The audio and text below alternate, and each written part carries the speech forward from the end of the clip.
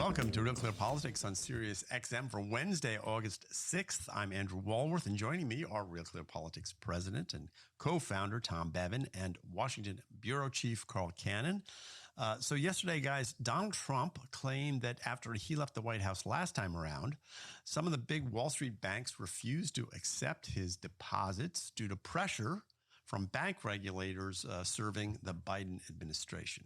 So he's now considering an executive order directing current bank regulators to investigate financial institutions that reject customers' accounts based on their politics or their religious views. So, Tom, he named the heads of both J.P. Morgan and Bank of America when he was complaining about this. Seems a little personal as well as political.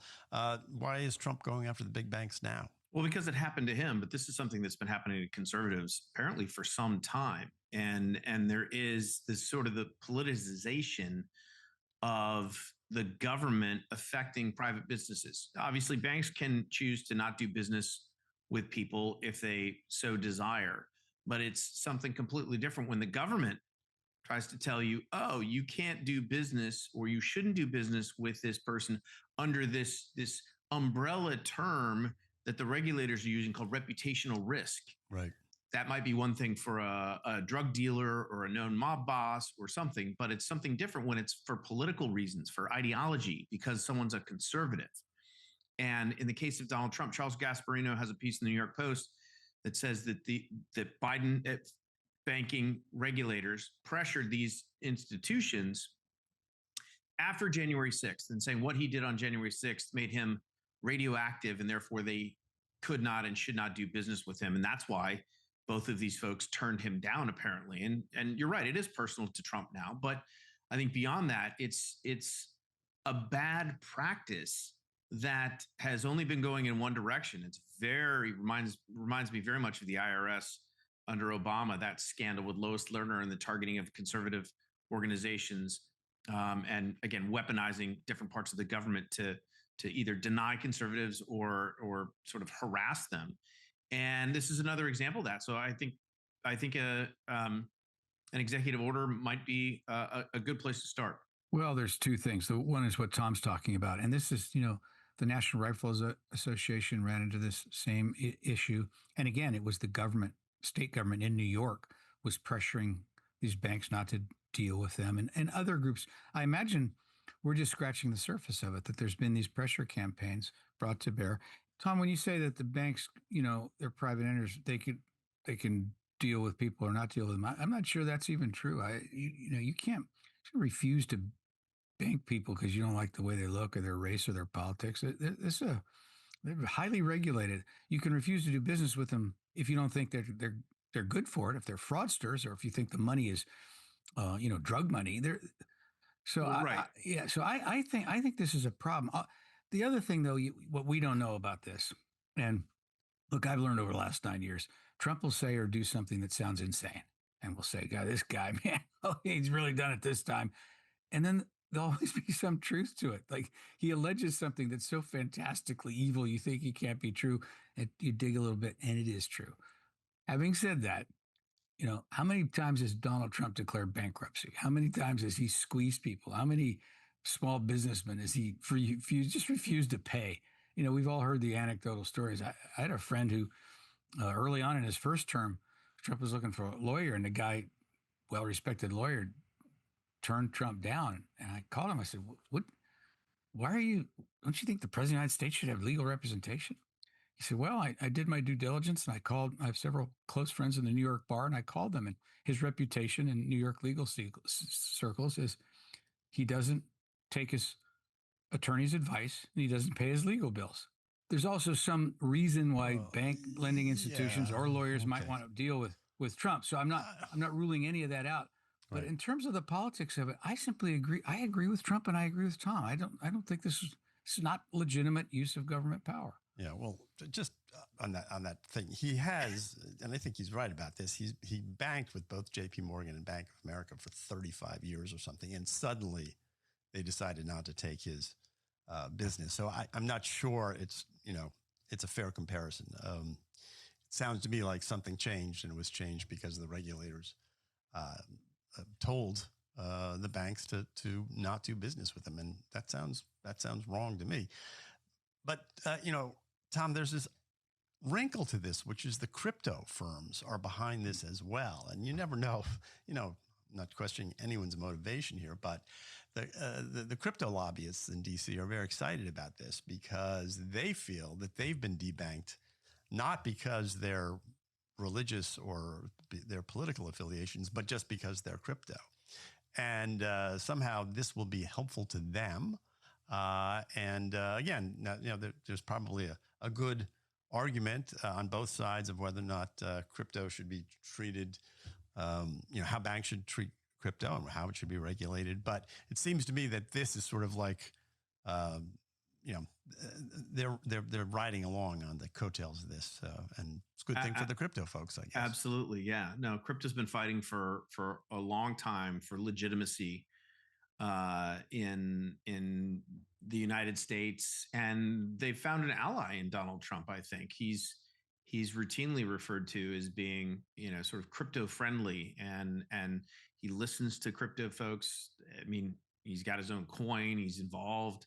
And so, I think Don Jr. is involved in crypto and has been a proponent of that. So they are absolutely, I think, seeing this as a positive development, one that can help them sort of become, mainstreamed and accepted within the establishment. And Carl, I was just curious because Jamie Dimon, his spokesman said that they don't, just for the record, they don't discriminate. They don't accept that, description of what they do, but they quote, this is the quote, "They agree with President Trump that regulatory change is desperately needed. We commend the White House for addressing this issue and look forward to working with them to get this right." I mean, if you are a bank, generally less regulation is a good thing. So this is actually kind of pushing on an open door in one sense, in that banks would like to be left alone. Well, yeah, but that's not a winning political position in this country because of what happened most recently in 2007, 2008. Americans are in favor of bank regulation. I think what they're not in favor of is bank discrimination. And, you and Tom both point this out, and I'm not contesting it. If the political winds changed, how would liberal groups feel? How would George Soros feel if he suddenly banks wouldn't take his money? How would the ACLU feel if it was held to the kind of scrutiny the National Rifle Association held to?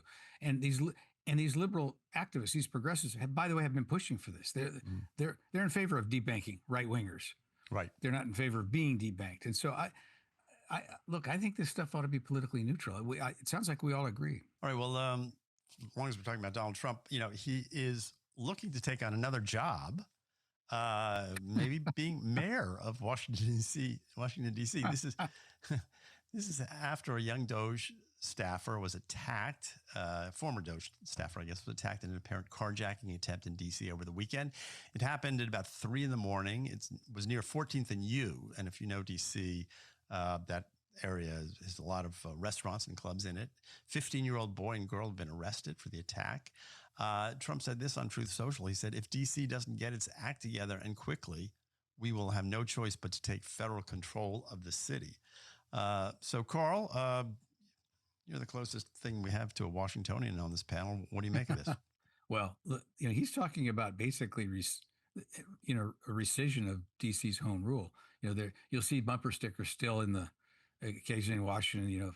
Representation. We pay taxes, but not representation. What they mean is they don't have 2 Democratic senators and a House member, but they have home rule, and they have a mayor, they have a city council, and mostly in charge of the city, but not the criminal justice system. The U.S. Attorney's Office still handles prosecutions. And I think in some ways, I think Trump's concern about violent crime is well placed. And you've had a series of these searing crimes in Washington, D.C. The city council and the Democrats and the media keeps assuring, "Oh, crime's going down," as if that's any solace to somebody who's beaten to within an inch of their life for no reason or shot the way this intern was a few months ago.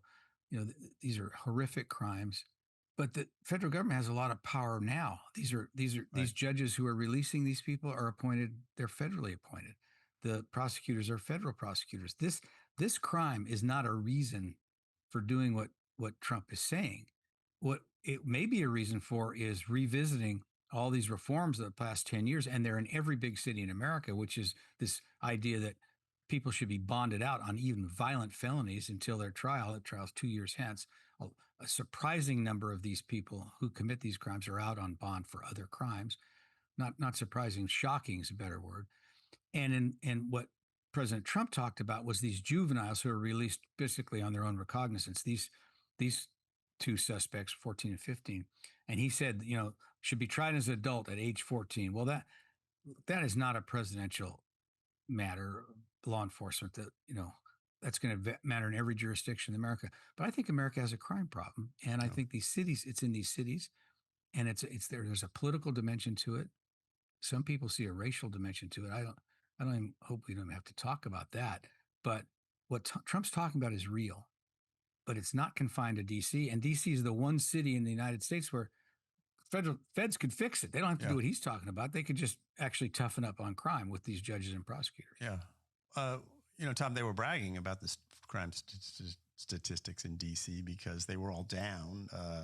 Violent crime 2024 down 35% from previous year. Homicide down 32%. You should be very. Let me ask Tom. Okay. There is the irony, of course, is that 2023 was just a horrific year for crime in D.C. So what do you make of this?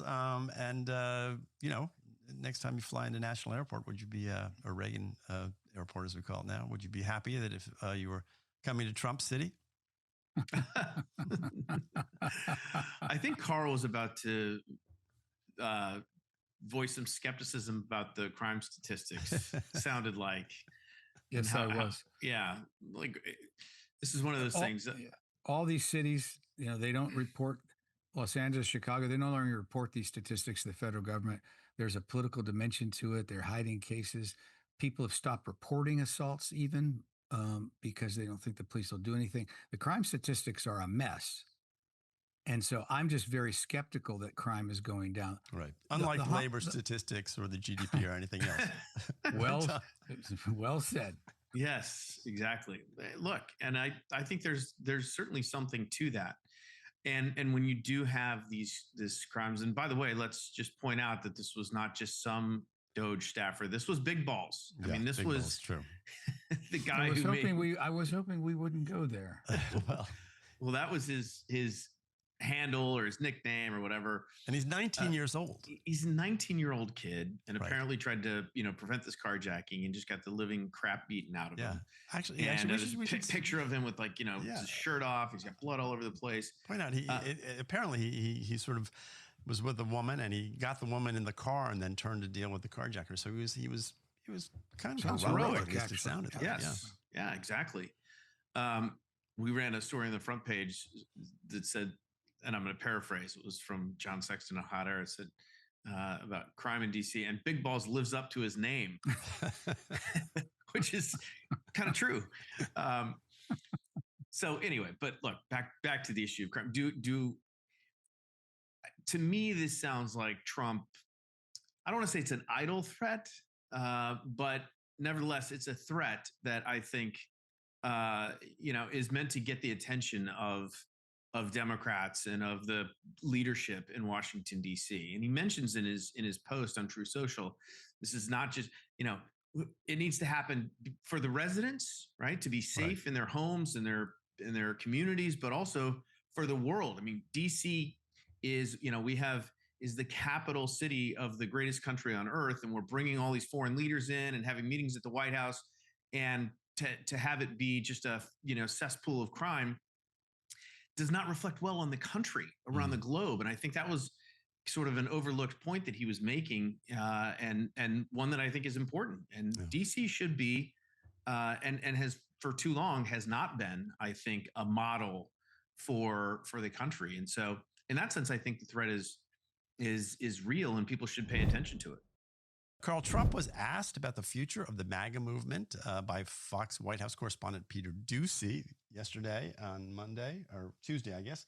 And here's what he said. Do you agree that the heir apparent to MAGA is J.D. Vance? Well, I think most likely, in all fairness, he's the vice president. I think Marco is also somebody that maybe would get together with JD in some form. I also think we have incredible people, some of the people on the stage right here. So it's too early, obviously, to talk about it, but certainly he's doing a great job, and he would be probably favored at this point. Never too early to talk about 2028. So what do you make the president's statement? And what about the idea of Vance and Rubio getting together? Well, yeah, he sort of hinted at that's the dream ticket, didn't he? Yeah. I'm not sure Marco Rubio wants to wait another 4 or 8 years. And if he runs in a primary, though, if Trump's supporting Vance, we'll find out in a hurry. Is it still Trump's party even after he leaves? Sing. But what I was struck by was that he was oddly for him diplomatic and non-committal. He really, he didn't rule others out. So I thought he showed a lot of tact there. And the other thing that we ought to understand about when he's talking about who succeeds him, Donald Trump does not want to be a lame duck. And there are two ways, because the presidents in their second terms are lame ducks under our system, almost by definition. But Ronald Reagan continued to be effective because he planned to anoint George H.W. Bush, and he did. So there's 2 or 3 ways they can get around being lame ducks. One is they can anoint their successor. Another is they can hint, as Trump has done, that he's not, maybe run for a 3rd term, and right. Obviously he's just trolling there. But I think what he's trying to do is to remain effective. And that's what I saw in that. I didn't see any great headline of the dream ticket. I thought what he's trying to do is he's showing, look, I still matter, and interesting. You still have to deal with me. Yeah, Tom, did you see it that way? What do you think? I didn't. I thought Trump was, look, in some way. I know people say, "Oh, Trump lies," and he does. He tells whoppers from time to time, but he's also sort of brutally honest when people ask him questions, he answers them, and he gives them his sort of unvarnished opinion, and that's seemed to me like what he was doing here. And he was sort of stating the obvious that J.D. Vance has sort of got pole position by virtue of being vice president and is doing by all accounts a good job. I think Trump's happy with him, but I think he's also happy with Marco Rubio and the way he's been performing as Secretary of State. I guess the one thing, if you wanted to, there have been articles from time to time about, the Trump dynasty and is Don Jr. waiting in the wings to inherit the MAGA movement, or Eric, or, somebody. Barron. Yeah, well, Barron might still be able to, when he comes of age, but at least in the short term, it seemed like, Trump didn't mention his sons. And so, look, I think we all kind of know this is the landscape moving forward. I think Trump was in some ways stating the obvious. Yeah. It's interesting that Marco Rubio is the only one who's been able to cross over from sort of the pre-Trump era to the post-Trump era and still be relevant. And I think that demonstrates incredible sort of political acumen and skill on Rubio's part, that he is got beaten by Trump badly in that first race and is now being talked about as someone who will be an inheritor of the MAGA movement. You can't say that about any other Republican that's currently on the scene. Yeah. And I thought it was interesting because the way Ducey phrased it, he said leader of the MAGA movement, not who is the next Republican nominee for the presidency.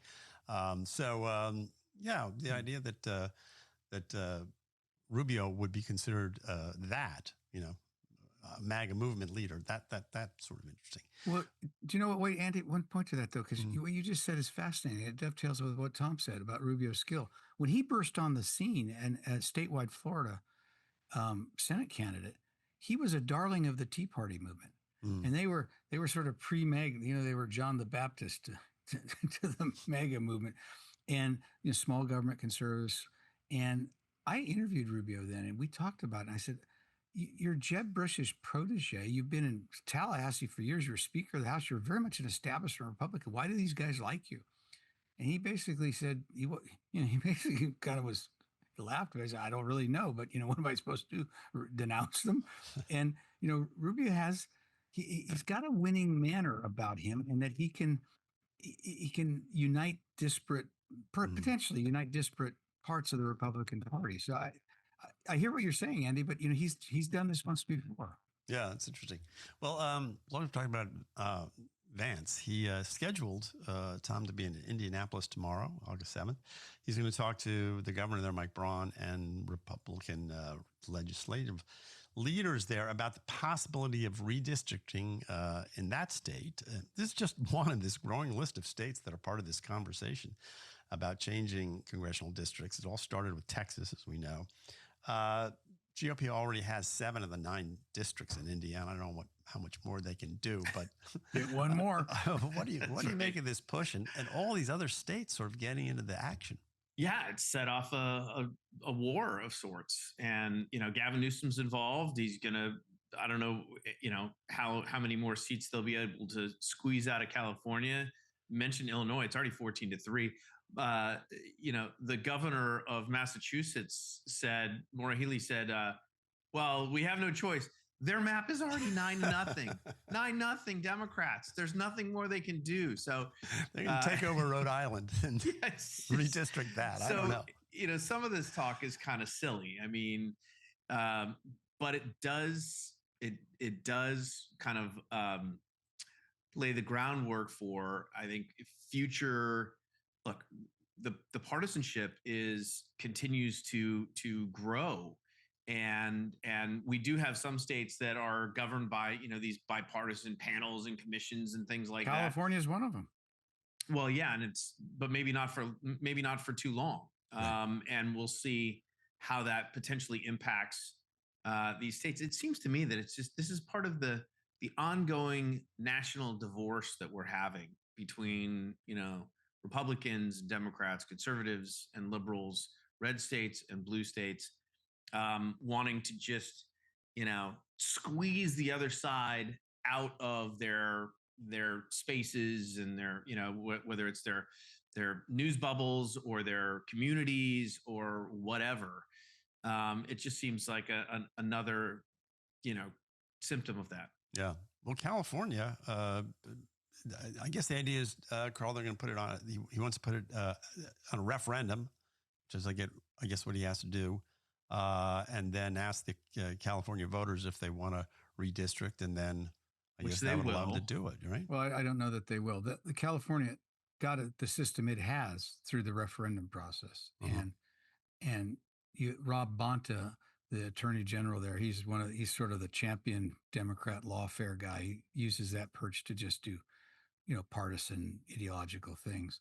And he suggested this workaround, kind of forcing Governor Newsom's hand. My guess is California won't go through with this. They've got, 52 House members, 9 of them are Republicans. I mean, they think they can get 6 more. Think of that. So you'd have a delegation with 3 Republicans out of more than 50 members in a state where it's very heavily Democratic, but it's not 95% to 5%. Yeah. It's not 85% to 15, it's 60-40. So you'd be disenfranchising people. And to your point, Tom, what these governors and legislators are doing, what they did in Texas, I'll say, is they don't really care about their constituents anymore. It's in my view, a deeply unpatriotic thing for the reasons that Tom cited. You are trying to divide the country for a temporary advantage in a midterm election. You are trying to disenfranchise millions of people in your states. Massachusetts, Maryland. Really? Between those 2 states, there should be 1 Republican in the House of Representatives. That's unconscionable already. This thing ought to be moving in the other direction. And my prediction is that this will, in the long run, prompt a backlash. Yeah. Well, Carl, make a good point. And, but people who are defending the Texas is saying, well, like this, Democrats have been doing this all along. That's how we ended up with places like Illinois and Massachusetts and California. But there are Which is true. But there are 2 congressmen who have introduced this bill. It's very interesting. They're both Republicans, Kevin Kiley of California, Mike Lawler of New York. So red Congress representatives from blue states who want to place nationwide limits on partisan gerrymandering. Because if you think about it, and I think about my representative Andy Harris, if they change the rules in Maryland and he loses his seat, that's the end of his his career on the Hill. So if you're a blue representative in a red state or a red representative in a blue state, this is sort of like this is an existential threat to your political career. So I think there will be some pushback, at least from people whose personal oxes are going to get gorged, Tom. Okay, fine, but the idea of some sort of national federal law about redistricting doesn't seem like it's feasible and that it's going to fly. I mean, it'll never pass. Sure, these powers are relegated to the states, and the state. We are, a system of a republic of nation states, and these states get to make their own rules. Now, the fact that they've gone off the rails when it comes to gerrymandering is unfortunate. I agree with Carl. I mean, but it has been a trend that's been going on for some time. And honestly, Democrats are two centuries. Yeah, well, right. At least as guilty, if not more guilty, than Republicans in a lot of instances. And so for Democrats to now cry foul about it is just it's too rich. Little but I don't know that.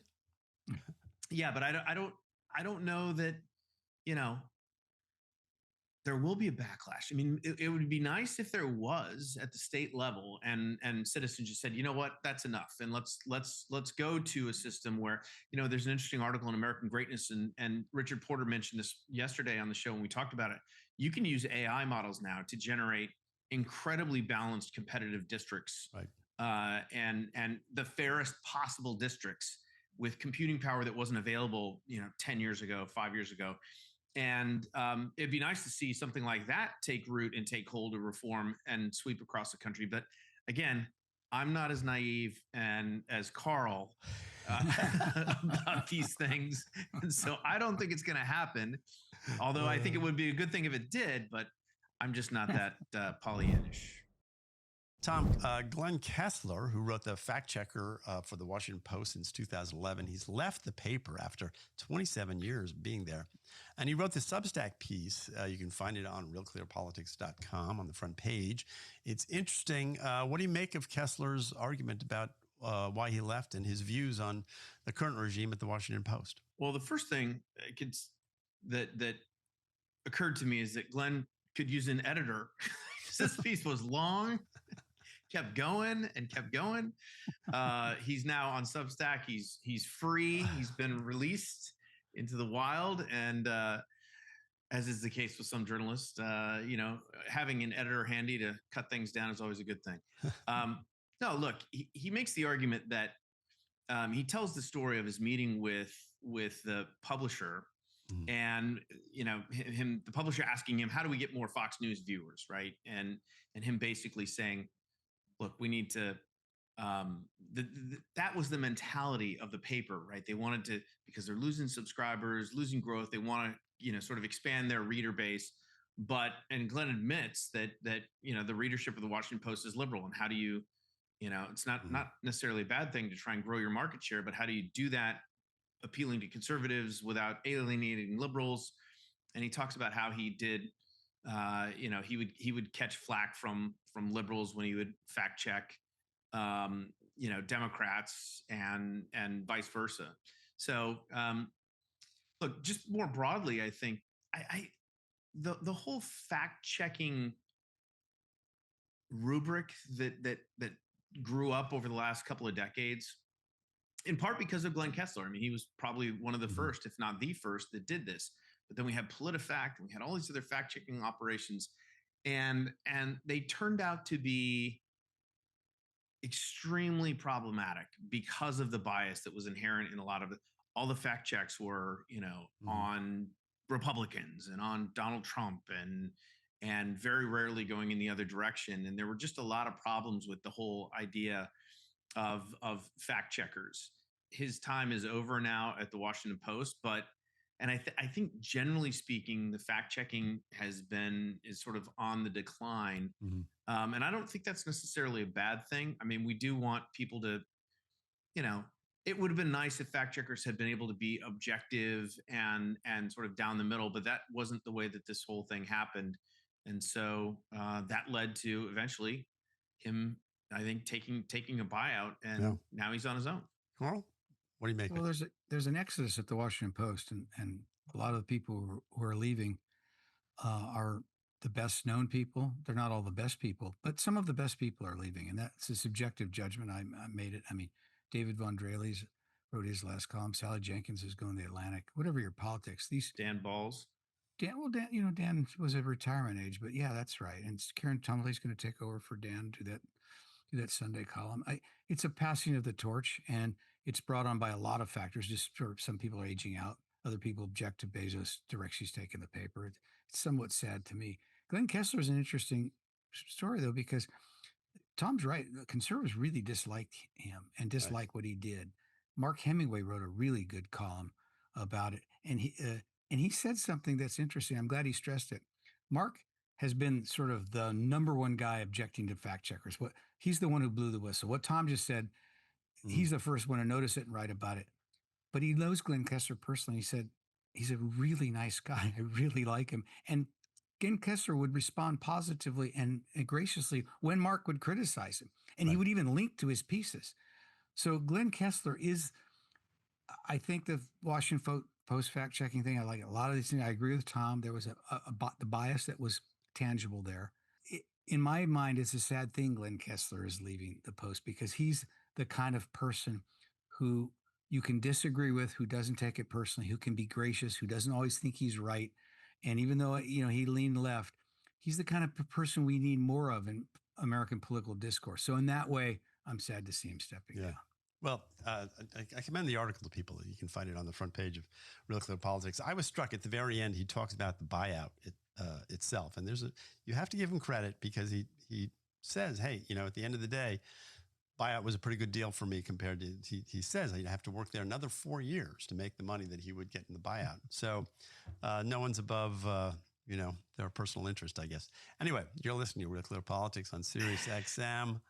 Tom was going to say something about buyouts. Something I should know. I was going to say, everybody's got their price, including us. All right, well, good. You're listening to Real Clear Politics on Sirius XM. I'm Andrew Walworth. I'm here with Tom and Carl. Don't go away. We'll be back with more right after these words.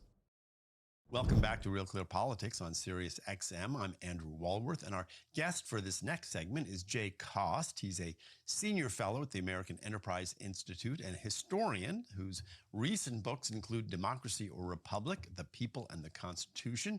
And he's also the host of his own podcast. It's called The American Founding. Jay, welcome to the program. Thanks for having me, Andrew. So, Jay, summer is here, and you wrote an interesting piece for AEI about why the House takes a summer recess, and I guess the Senate as well. It runs through September 2nd. That's about a 6-week break. Why does Congress take such an extended vacation? And it seems like there's a lot of work to be done in D.C., and here they are leaving town. Yeah, they often come in for criticism for this, which is one of the reasons why I wrote the piece. I mean, certainly there are a lot of reasons to criticize Congress and members of Congress, but the summer recess probably is not one of them. For starters, the history of the summer recess is very old, and it dates to the earliest days of the Republic. In particular, people did not want to be in Washington, D.C. in August. Yeah. Anybody who lives in Washington, D.C., can you imagine being there without air conditioning? And so usually it's bad enough with air conditioning. It's bad enough with air conditioning. And frankly, it used to be a health risk as well, so it's got old roots, I'll put it that way. But, there's another reason for it too. Even, it's not just something that we do because we did. We still do it because it's useful. And it speaks to the reality of members of Congress is that they are the people's representatives. So that implies two functions. One function is to go to Congress and vote on the people's behalf on the House floor and to do the people's business in government. But the flip side is to maintain close contact with the people, that the job of the representative is to know what the feelings of their constituents are. And so to do that requires extensive time back in their district. And so when we usually think about the summer recess as a vacation, I mean, I certainly think there probably are members of Congress who don't work as hard as they probably could or should. Mm-hmm. But, you know, many of them do. My congressman here in Western Pennsylvania, he tries to do a county a day. Up and down Interstate 79 all through August in 5 meetings a day, because it's how he stays in touch with his constituents. Right. But I noted in your piece, Senate and House members work, you say, on average, and this is over a number of years, 150 days per year.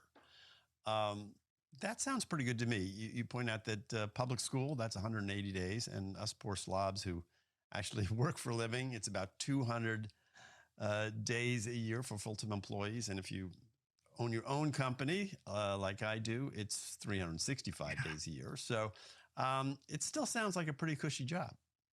I know it sounds like a cushy job, and for a lot of members, it probably is, members with seniority. But I think the other thing to bear in mind is that there are a lot of not so glamorous aspects to being a member of Congress. And you can imagine in August, members of Congress fanning out, going to every county fair in the country. If you've ever been to a county fair, I mean, I don't know about you, Andrew, but one will probably do it for me. But, you know, these guys have to go to all of them, and they have to do all sorts of, you know, rubber chicken dinners as they're known, and they have to talk to people and listen to people. It is a job that the glamour of the job, I would say, is mostly lodged in its prestige. I would say that members of Congress who take their job seriously are actually pretty hardworking, and that the real payoff is in the prestige and honor that comes from being a member of Congress. Yeah. I want to talk about town halls for a minute with you, Jay, because, you know, these are these Norman Rockwell-like gatherings, the earnest citizens asking probing questions of their representatives. It's sort of the very definition of retail politics. It sounds like something that you're describing politicians going out and doing, but you know, Nebraska Republican Mike Flood made some news on Monday. He ran to a steamroller at a town hall. Are town halls sort of over? I mean, is this the sort of the death knell of this institution as more and more times they just turn into these sort of shouting matches? Yeah, they might be over. I mean, frankly, no member of Congress wants to be shouted at. It's just, I mean, beyond the discomfort, it's bad optics. It makes it look like he or she's done something to outrage the entire district. And, you know, maybe they have, and maybe they deserve to be shouted at like that. But at the same time, you know, if you think about a town hall in a congressional district that, say, is overwhelmingly Republican, you can find 200 very eager, engaged liberal Democrats to potentially come and be at the town hall. And that is not, you know, it's not reflective of the district as a whole. But also, if you think of it from the member of Congress's perspective, is that a good use of his or her time? Not just the bad optics, but these are people who are not really interested in hearing what the member has to say, and they're not going to vote for him even if he does listen to them. So insofar as these town halls are just being sort of overrun by ideological strident people on both sides of the aisle, then probably, I mean, it might be something that's going the way of the dodo. Yeah, it's really become sort of, you know, a political strategy too. I mean, there's accusations that these are paid activists who show up. I don't think I've ever seen anyone who's actually proved that allegation to be true. But nonetheless, they're organized. They're sort of instructed on what to say and how to act. And it's become, what bothers me about it is it's become sort of acceptable that the way you engage at these things is to scream and shout and try to, you know, make that soundbite or that moment that will go viral. And it just seems like we are losing something when we can't sit down and have, you know, respectful discourse, even if you strongly disagree. It just seems, you know, I joke about the Norman Rockwell aspects of these New England town halls we all think of, but you know, I believed in that when I was a kid. I thought that's what actually happened, and I guess it's not happening so much anymore. Yeah, it's unfortunate. And I do think a lot of politics is increasingly people not listening to one another, but rather waiting to talk. It's becoming more and more of a performance art. And we're seeing this everywhere. You see it, I mean, I hate to say it, C-SPAN has been such a great resource, but C-SPAN has turned the United States Senate, the world's supposedly greatest deliberative body, into, people just scrapping for sound bites and people not listening to each other on the Senate floor, but rather, um, using the cameras to preen or to, to gesticulate. And unfortunately, that's happening more and more across all sorts of different political venues that used to be more discursive. They're now just performative. It's very unfortunate. Yeah. Hey, I want to ask you about, so as long as I got you, we got a few minutes here. And I wanted to ask you about this redistricting that's going on. And there's an aspect to it that I think it hasn't been talked about that much, but it's going to get talked about more. And that's if you are, say, a congressman in a blue state. I happen to be in Maryland, so I am represented by Andy Harris. He's the only Republican here. And they're talking about redistricting Maryland in order to sort of, make up for what's happening in Texas, in order to turn that into another safe blue district. Lots of questions whether they'll be able to do this or not. But in principle, it seems to me these Republicans especially have got a real issue on their hand, which is that they want to do the president's bidding and they want and maybe they support it in Texas, but they sure don't want it to be happening in their state if they're, like I say, in a blue state. So, what happens to these red state, representatives? Do you think they're going to end up sort of fighting Trump on this, or do they go along and lose their jobs? This is one of the disadvantages a guy like Andy Harris has, is the decentralized nature of American politics. I mean, the only person who could intervene and put the brake on this is Trump. Trump is the only national figure within the entire Republican Party. I mean, and Andy Harris's problem is that he doesn't have any pull with the Texas Congressional delegation. He doesn't. I mean, he probably has informal connections, but doesn't necessarily have any connections to the Texas state government. Sure. And, it is an unfortunate thing in some respects, but in other respects, it's the tight nature of political power, I should say closely contested nature of political power, especially in the House of Representatives. I mean, everybody's looking to squeeze as much juice as they can. And guys like Andy Harris are, now whether or not that actually happens to Harris, I don't know, because as you know, Andrew, Maryland is already thoroughly redistricted and gerrymandered to a really kind of an obscene extent. So I'm not sure how much juice there is left to squeeze in Maryland. There's legal questions too. They tried They tried this in 2022. I think. And the danger for Democrats and frankly Republicans, depending on the state, is you end up with what's known as a dummy mander, where you gerrymander it, but you don't draw the lines strongly enough, and you end up losing a seat. So that could actually be, that could be a consequence of this, is Democrats in Maryland looking at proposed maps and saying, "Whoa, wait a minute, we don't like this map. This map is not going to work for us." Guys like that, Democrats in Congress in Maryland, those are the people who maybe would put the brakes on things potentially. Yeah. I guess the overall effect of it, I guess, which is too bad, is that whether you're a Democrat or Republican, if you are in the minority, you will be underrepresented in that state. So it cuts both ways. It does. Yeah. And look, the ultimate consequence of all of this is just the increasing nationalization of the House of Representatives, right? Where the goal is to make sure that your national vote, you get as many seats as you can out of that. And local constituencies don't really matter. I mean, if you look at a lot of these districts, they don't follow any existing political boundaries. They don't have any communities of interest. They're not compact. And so really, it's just an increasing nationalization of the House, for better and for worse. Yeah.